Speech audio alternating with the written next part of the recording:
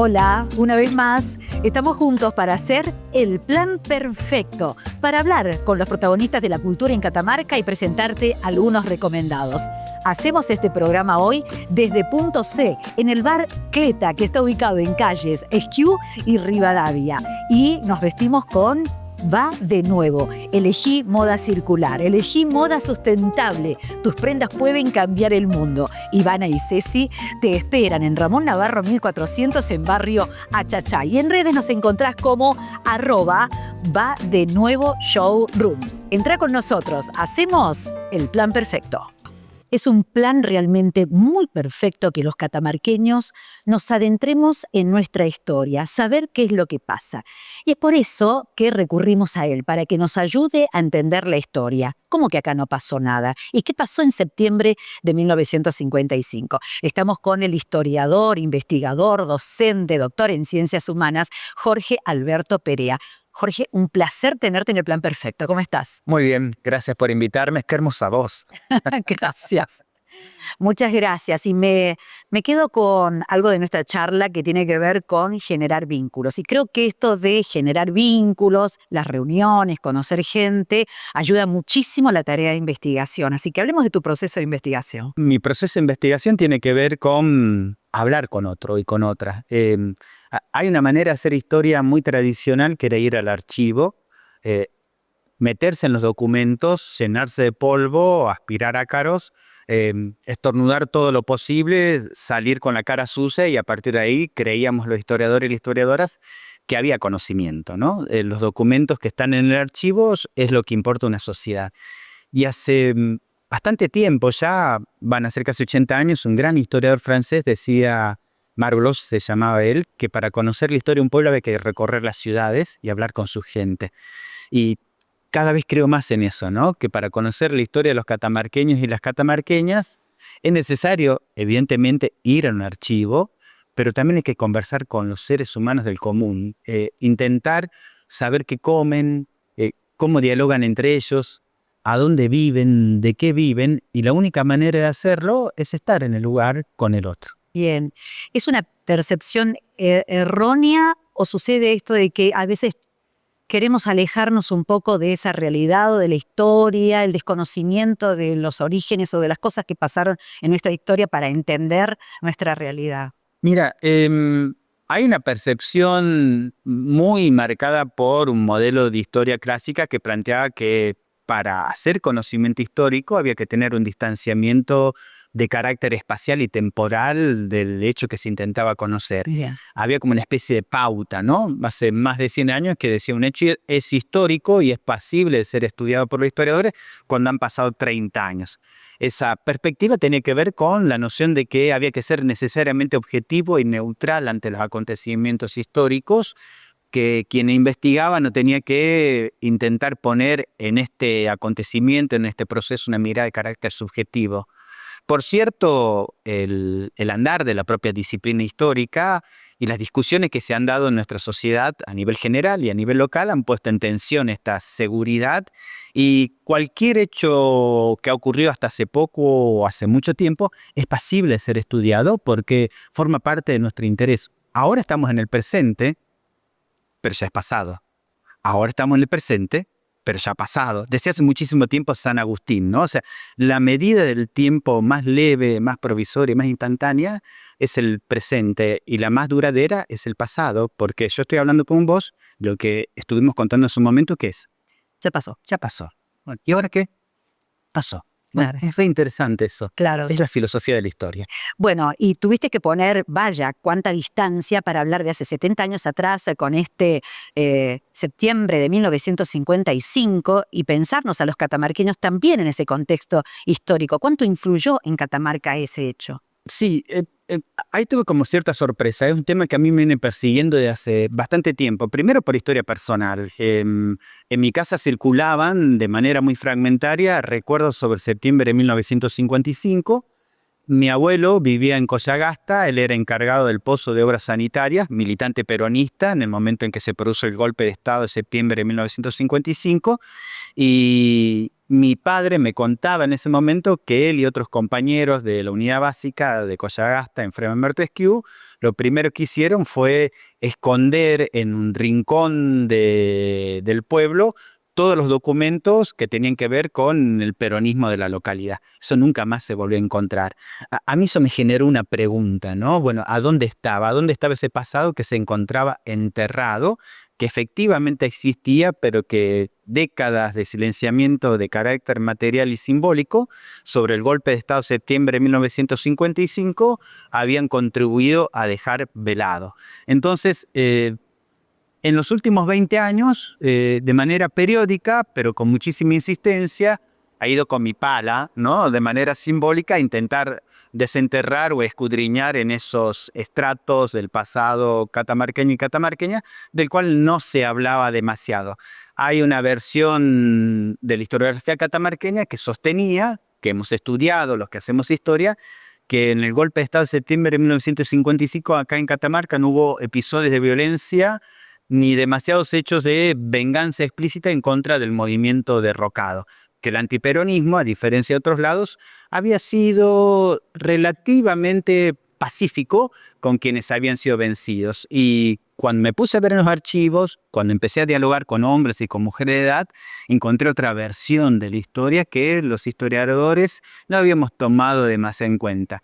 En parte este libro, ¿no? El que acabo de publicar, septiembre de 1955, La hora de la revancha del antiperonismo catamarqueño, cuenta cómo en los 2 meses posteriores a ese golpe, del cual ahora se cumplen 70 años, hubo una ola de revanchismo que estaba desde el punto de vista de quienes hacían uso de la violencia, estaba justificada en contra del movimiento peronista. Catamarqueños y catamarqueñas fueron reprimidos o violentados por otros catamarqueños y catamarqueñas.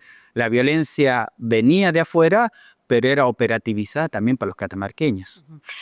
Sé que esto tiene un destino, digamos, científico, el rigor científico de la investigación, pero ¿cómo fue la emocionalidad de esas personas a las cuales entrevistaste? Pasado el tiempo, ¿qué es lo que encontraste en esos seres? Mira, yo sobre eso tengo, qué buena pregunta, ¿no? Porque sobre eso yo intento siempre tener muchísimo cuidado, porque sé que cuando hablo con alguien de su pasado, un pasado de carácter traumático, estoy escudriñando en sus heridas, en su sensibilidad, pongo su emoción a flor de piel y además no solo hablan de un pasado que se encuentra pacificado, sino de algo que sigue siendo doloroso. Entonces tengo una enorme cuota de responsabilidad en torno a lo que escucho y cómo luego intento comunicarlo, ¿no? Entonces, ¿qué es lo que pasó? Lo que pasó es eso, ¿no? Es primero a sentirme enormemente agradecido porque algunos o algunas deciden hablar conmigo porque me dan su tiempo,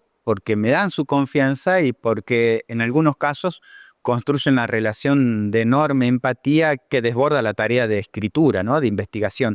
Y creo que en eso intento ser respetuoso cuando escribo, ¿no? Para mí la tarea de escritura es el modo en el cual yo pongo en letras de molde los sentimientos, las emociones, los dolores, las alegrías de otros y otras. Bien. Y claro que más allá de escudriñar un poquitito en qué es lo que pasaba en ese contexto histórico acá en Catamarca, encontrar seres catamarqueños también sufriendo el bombardeo en Plaza de Mayo, que hace poco, en una muestra que se hizo en el Museo Histórico, también se hablaba de granaderos que habían sido afectados, ¿no? Por esos bombardeos catamarqueños, ¿no? Muchos cabecitas negras murieron en la Plaza 25 de Mayo y eso no fue casualidad.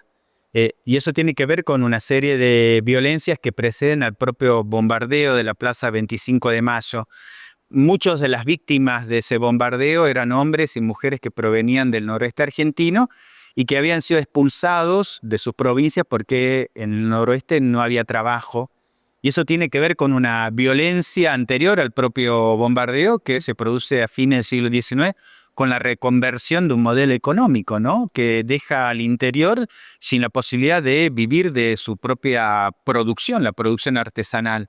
Esos hombres y mujeres despreciados van a la Plaza de Mayo a pelear por quien en ese momento histórico, en esas circunstancias históricas, le había permitido conseguir y gozar de ciertos derechos. Pocos derechos, no tantos, había más que conquistar, pero que eran demasiados para quienes lo bombardeaban desde el aire. Claro.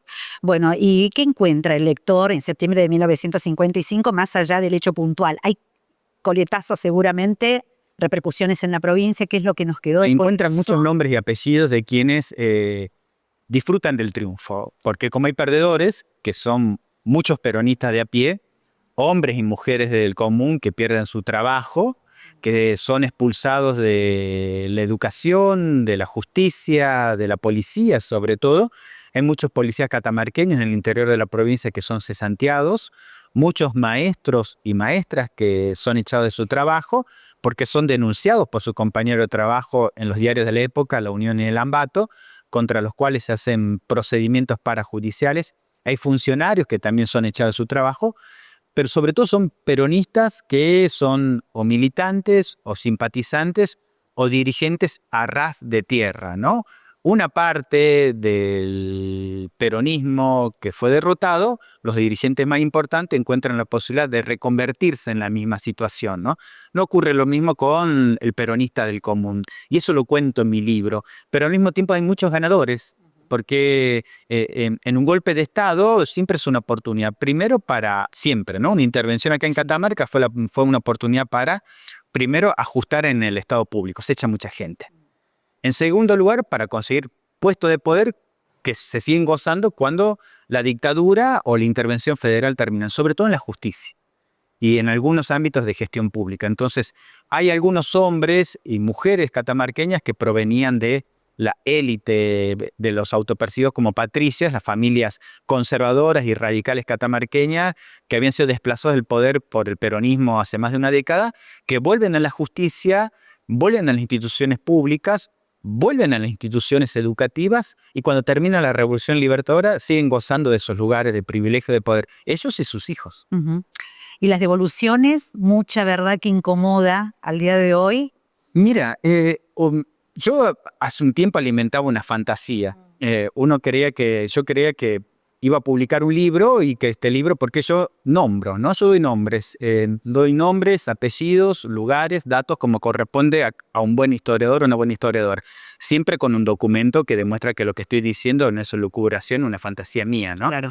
Y yo pensaba que hace un tiempo atrás, no con estos dos libros, sino con un libro anterior, que esto iba a generar un impacto, ¿no?, en la sociedad catamarqueña. Y hoy uno ve la enorme capacidad de adecuación ante los discursos que mínimamente le contradicen de lo que son el estado de situación del poder acá en la provincia de Catamarca. No ocurre demasiado con lo que hacen los historiadores e historiadoras, ¿no? Sí ocurren otras cosas, por ejemplo, que los libros permiten que las generaciones dialoguen entre ellos. Que nietos que creían que sus abuelos y sus abuelas no tenían nada demasiado importante que contar, cuando aparecen en letras de molde en un libro de historia, ya se convierten en alguien importante, ¿no? Adquieren otra significación. Las personas, los lugares, los espacios, las instituciones. Yo, antes de que empecemos la entrevista, te decía que a mí me gusta mucho esto de generar vínculos, ¿no? Y creo que los libros de historia o el relato histórico, si puede servir para algo, si tiene una medida mínimamente reparadora en la comunidad catamarqueña, esta, ¿no?, la de generar vínculos entre las generaciones más jóvenes y las generaciones más viejas. Septiembre de 1955 es reciente en este 2025, pero en 2023 este gran libro, El Vallenato, le digo. Aquí no pasó nada, lo tomamos para repasar este subtítulo, Historias y memorias sobre la violencia política en la Catamarca de los años 70. El aquí no pasó nada realmente es muy fuerte cuando está esa percepción también de muchos. No, acá así es. Nos rozó, no nos pasó nada. Bueno, también la investigación, hablar con las personas y poder llegar a esta conclusión, este gran libro. ¿Cómo fue esto? Un amigo mío con el cual dialogo muchísimo y del cual aprendo siempre mucho, que se llama Luis Ibáñez, fanático hincha de San Lorenzo, una de las personas que más sabe de rock, de lecturas y de filosofía en Catamarca. Él no le hace falta ser doctor porque él está doctorado en términos de conocimiento. Él me hizo percibir lo profundo que era este sintagma cristalizado. ¿En qué momento utilizamos esta frase acá en Catamarca? Y es como un intento de saldar cualquier discusión o debate en torno a una violencia, de cualquier tipo, doméstica, comunitaria, barrial, ¿no? Intentar suturar a través de este artificio, de esta sentencia, algo que nos sigue doliendo, ¿no? Y sobre todo la violencia política en Catamarca en los años 70 es una forma privilegiada de ver en qué medida este sintagma o este sentido común en torno al pasado circula de manera muy efectiva entre los catamarqueños y catamarqueñas. Esta percepción de que Catamarca es una sociedad por naturaleza y esencia pacífica, en la cual nunca hay conflictos, que cuando hay violencia siempre vienen de afuera, y estos hechos violentos nos convierten a los catamarqueños en testigos, a pesar nuestro, de lo que otros hacen.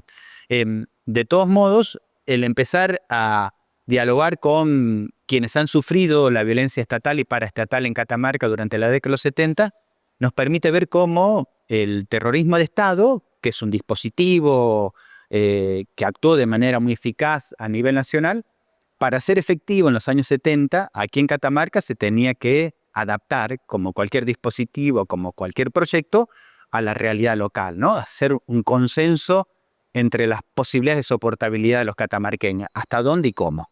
Sí, Jorge, pienso también, una sociedad tan chica, estamos hablando de una población tan chica, en donde la historia encuentra a integrantes de una misma familia en un lugar y en otro, en la vereda y la otra, ¿no? De aquellos que son observados, aquellos que ejercieron violencia, de aquellos que recibieron. ¿Encontraste mucho de eso también? Los nombres están muy presentes. plasmados. Muy presentes acá, por ejemplo, las culturas de izquierdas acá en Catamarca. Hay también una negación de las culturas de izquierda en Catamarca, que esto tiene también que ver con una narrativa hegemónica que nos hace creer que acá en Catamarca o siempre fuimos peronistas o siempre fuimos radicales, pero en la década de los 50, década de los 60 y década de los 70 hubo una cultura, una pequeña cultura de izquierdas muy activa, muy protagónica de la vida cultural y de la vida política, de la vida editorial y de lo que se leía en la provincia, ¿no? Y esa cultura de izquierda estaba identificada con familias, ¿no?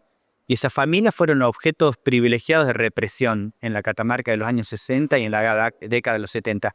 Y hubo familias que también tuvieron que ver con verdaderas dinastías de colaboradores, ¿no? De los sucesivos golpes de Estado en la provincia de Catamarca. Eran como una especie de ejército de reserva de cualquier golpe de Estado desde el 30 en adelante, que siempre estaban dispuestos a ponerse al servicio de la patria, entre comillas, ¿no? Porque ganaban espacios de poder que luego se seguían sosteniendo con el tiempo.